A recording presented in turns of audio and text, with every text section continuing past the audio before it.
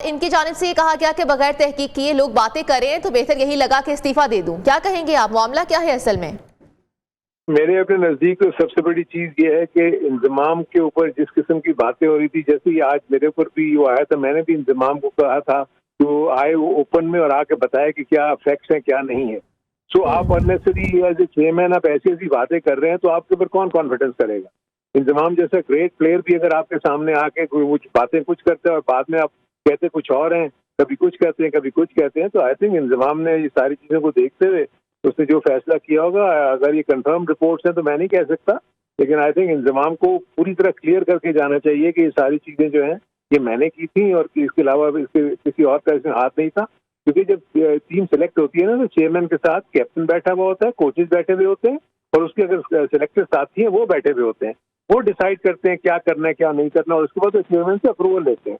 जब chairman approval दे देता है तो तब जाके टीम अनाउंस होती है। तो ये तो बेसिक चीज है और ये चेयरमैन सब आके कुछ और बातें कर रहे हैं, ये नहीं बता रहे कि टीम मैंने अप्रूव की थी। वो कैसे कह सकते हैं कि मैंने, यानी मेरा इन्होंने नाम लिया था, मैं तो जून में चला गया तो मैंने इनको तो कोई टीम सबमिट नहीं की, तो इन्हें कौन सी चीज अप्रूव करनी थी। तो उनकी जानिब से ये भी कहा गया था कि प्लेयर्स एजेंट की कंपनी के शेयर होल्डर्स हैं, मतलब ये इल्जाम लगाए जा रहे हैं। ये भी कहा जा रहा है कि मोहम्मद रिजवान भी मालकान में शामिल हैं। ये तो मैं अभी फील करता हूँ कि ये जो है ना ये फैब्रिकेटेड न्यूज अभी उस वक्त तक लगेगी या रहेगी जब तक कोई चीज प्रूव नहीं हो जाती।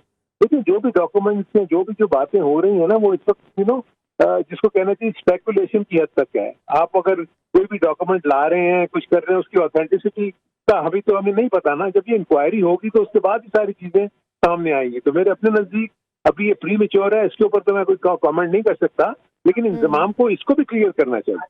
ऐसी कोई चीज अगर है तो मेरे अपने नजदीक सिर्फ रिजाइन करके चले जाना इंतजाम के लिए ठीक नहीं है। इंतजाम आए, प्रेस कॉन्फ्रेंस करे, उसमें सारी चीजें बताए। बिल्कुल, ताकि पहले चीजें क्लियर की जाती हैं, उसके बाद अगर लोग फिर भी ना मानते तो फिर इस रेजिग्नेशन का फैसला किया जाता। बिल्कुल ठीक है, तो अब आपको क्या लगता है अब सिचुएशन किस जानिब जाएगी?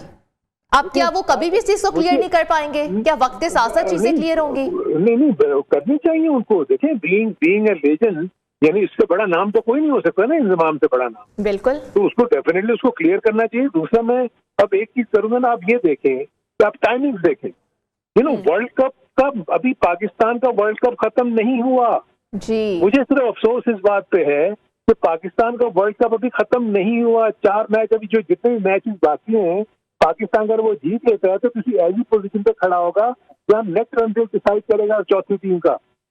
तो आपने एक ऐसे वक्त में प्री मैच्योरली, अब पाकिस्तान देखें पिछला मैच बहुत अच्छा खेला है, आप उसके अगले जो मैचेस हैं वो बांग्लादेश से हैं जो अच्छा नहीं खेल रही, न्यूजीलैंड से है जो अच्छा नहीं खेल रही, इंग्लैंड से जो अच्छा नहीं खेल रही। तो इस बात से बहुत ज्यादा इम्कानात हैं कि पाकिस्तान ये तीनों मैचेस जीत ले, और पाकिस्तान तीनों मैचेस जीत के अगर एक ऐसी पोजीशन पे आगे कम से कम खड़ा हो जाएगा तो क्या दूसरी टीमों के ऊपर नीचे अगर कोई चीज होती है तो पाकिस्तान का चांस बन सकता है सेमीफाइनल में जाने का। इसलिए मुझे अफसोस हो रहा है कि ये चेयरमैन साहब ने जो इतना आके जो ये कर दिया, पैनिक फैला दिया, और मुख्तलिफ मीडिया के जरिए कभी कोई मैसेज चला रहे हैं, कभी कुछ कर रहे हैं, कभी इंटरव्यू में आके कह रहे हैं कि जी हारून रशीद ने टीम सेलेक्ट की थी, तो वो समझ में नहीं आया मुझे।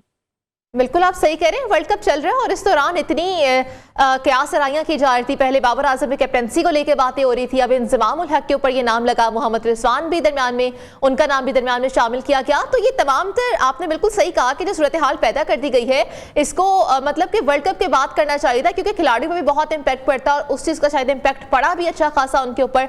और अब जिस तरीके से उन्होंने रिजाइन दे दिया है, चेयरमैन पीसीबी ज़का अशरफ को थमा दिया, तो इससे अब चीजें कहाँ पर जाती है आप देख रहे हैं? नजदीक तो बहुत ज्यादा मसला ये है कि इंतजाम को तो सबसे पहले चेयरमैन के साथ ये टेकअप करना चाहिए था कि आपने जो बातें की हैं ये आपने मुझसे तो कभी बात की नहीं। आपसे जो बात ही करनी थी पहले मुझसे तो बात करते, मुझसे बात करके मेरे से क्लैरिफिकेशन लेते हैं। फॉर इंस्टेंस अगर मैं चीफ सिलेक्टर हूँ तो अगर मैं कोई ऐसी चीजें सुन रहा हूँ या चेयरमैन पहले चीफ सिलेक्टर को बुलाएगा ना कि भाई आपके बारे में ये बातें हो रही हैं, ये हो रही है, मैं ये बिल्कुल आपने सही कहा हारून रशीद साहब, आपका पॉइंट भी हमारे पास आ गया। बहुत शुक्रिया अपनी कीमती राय देने के लिए।